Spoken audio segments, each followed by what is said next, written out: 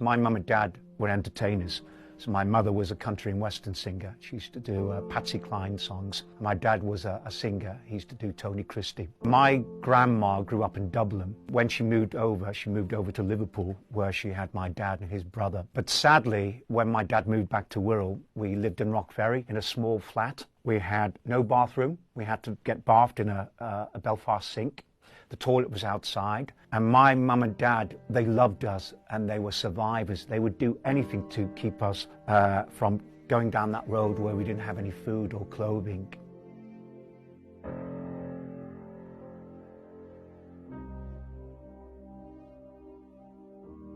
Whilst people went off to do sport, which I didn't really like, I'd sneak off to the big hall where there was a piano and a friend called Jean-Pierre used to play. And you know what? For me, that's where my life was.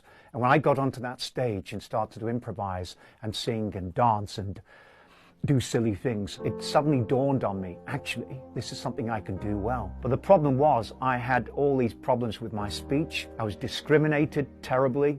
Forgive me if I get emotional, but it was terrible having people have a go at me because of my speech. And I had a barrier. What could I do? I left school without qualifications. I had hyperactivity. I had a desire to be an actor. The problem was, which way? Where can I go? As the years went on, I learned life skills. I started to refine my voice. I started to learn more about drama. And then I auditioned at lots of drama schools in London. And I have to be honest, I was rejected from many. I'm not going to name one in particular, but one of them looked at me and said, you know what, you may as well forget acting, because you'll never do it. Those words were hurtful because psychologically it stopped me in my tracks and I thought, I'm never going to make it.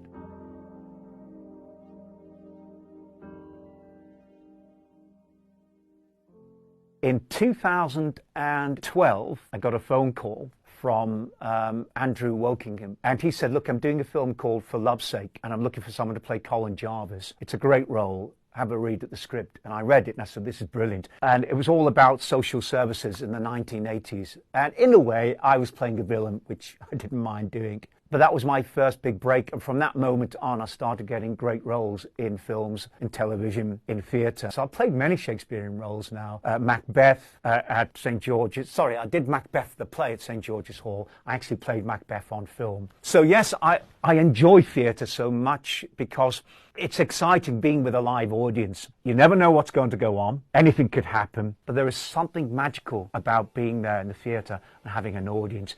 It empowers you.